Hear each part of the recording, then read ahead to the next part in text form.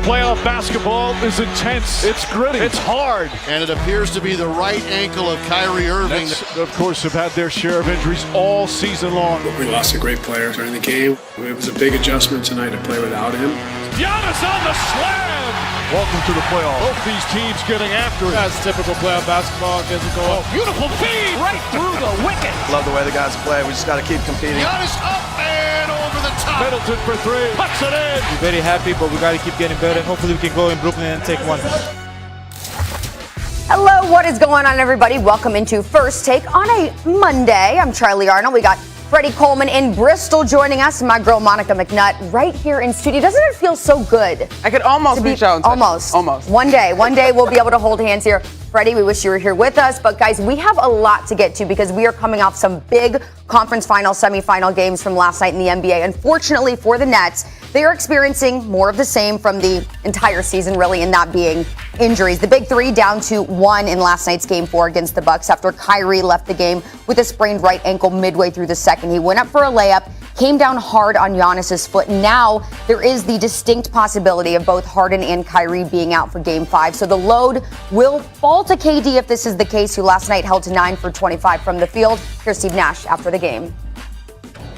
Yeah, Kai, x-rays were negative, but we'll have to see how it goes tomorrow in further tests and treatment.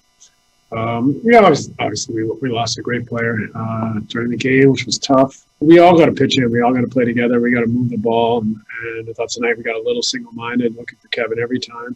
Puts a little bit too much pressure on him. It makes us a little more predictable, I thought, which puts a lot of burden on him.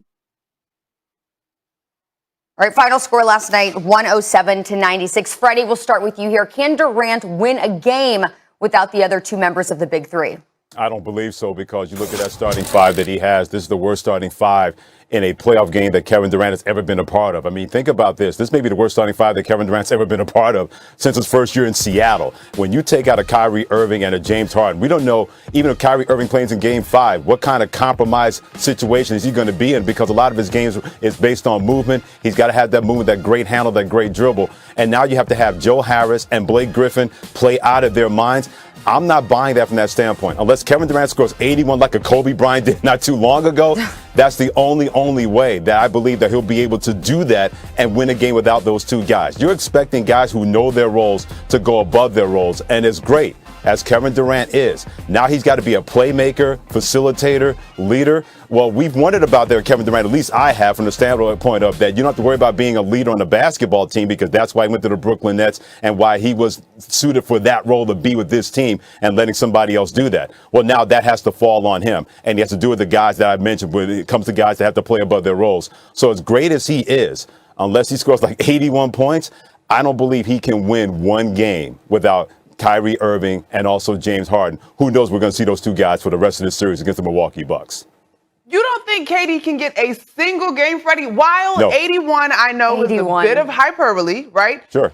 In theory, KD does have the skill set that would allow him to do that. Here's what I think is different from compared to some of those teams that maybe didn't have as stout a supporting cast as we've seen KD be a part of in Golden State, or even Oklahoma City if you want to go that far back. KD has grown tremendously, right? I think he is a better basketball player than he was when he got into the league. I think he understands the magnitude of the moment. And quite honestly, if Jason Tatum can get you 50 to allow a Boston Celtics squad get a victory versus the Brooklyn Nets with 2 of their 3 superstars on the court, I believe that KD does have the superstar caliber DNA that he could help elevate this team to that moment. And furthermore, beyond that, I don't know that I trust the Bucks that much that it is out of the realm of possibility. A single game, Kevin Durant can do that for you. He is that caliber talent. Now, the series, that's a different story, because I do think that the Bucks can continue to make adjustments and make it very difficult for him. But my good friend Justin Tinsley at The Undefeated has this mathematical equation for playoff series: 2-1-1,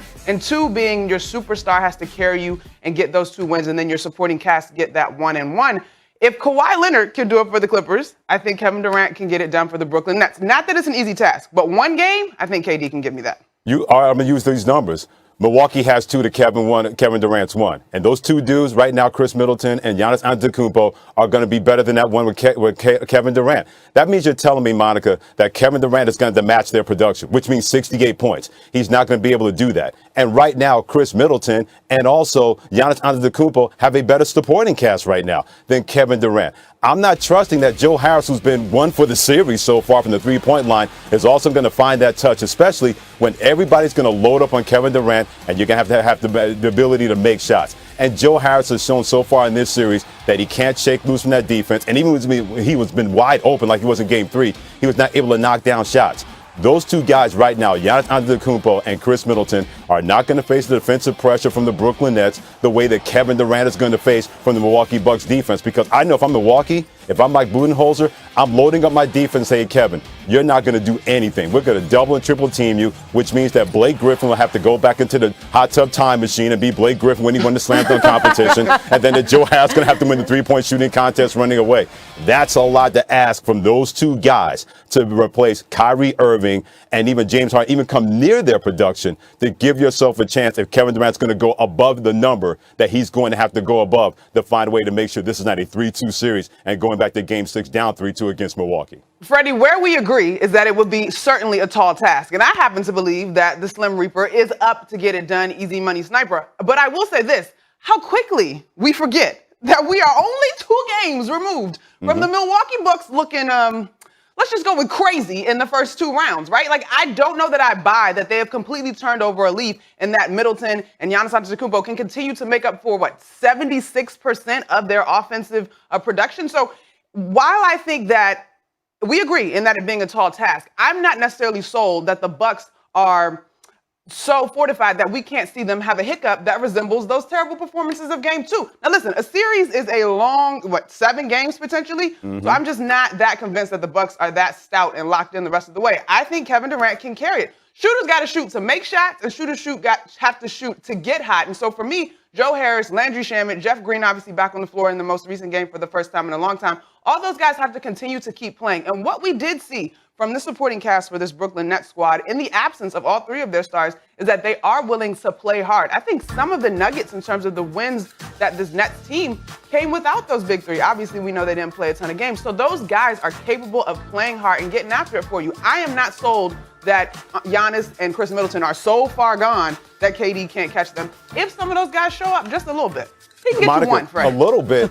They don't have to show up a little bit. You're right. They're going to play hard. They better produce hard. It's not about playing hard. You're supposed to be playing hard at this point. But producing hard, that's asking a lot from the people you just mentioned. Whether it's Mike Jones, whether it's Landry Shamet, whether it's all those guys. Now you're asking them to go above and beyond what they've been able to do in what could be an elimination game for the Brooklyn Nets. Because if they don't win Game 5, they're not winning Game 6 in Milwaukee. This series is going to be over, and the Milwaukee Bucks are going to be on their way to the Eastern Conference Finals.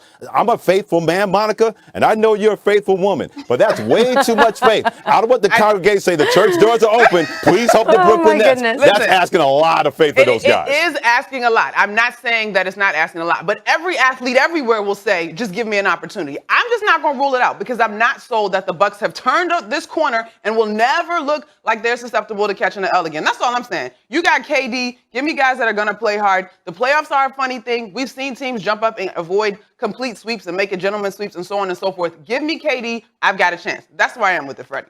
Okay, so let's break it down. According to Freddie, KD needs to score 81 points. Griffin needs to jump in the hot tub time machine. Also, we'll need to see less from Giannis because this was his 14th playoff game with 20 points in the paint. There we go. But what do you say now we switch it over to the Western Conference where it was a clean sweep for the Phoenix Suns? A task made easier after we saw the league MVP get tossed, getting slapped with a flagrant 2 after taking a wild swipe at Suns guard Cameron Payne. Players around the league stunned following the Joker's ejection. Trae Young chiming in saying, a flagrant 2? Wow. And John Morant, he just said 2 words, but they spoke very loudly. He said, league soft. Okay, Freddie, what do you say? Is the league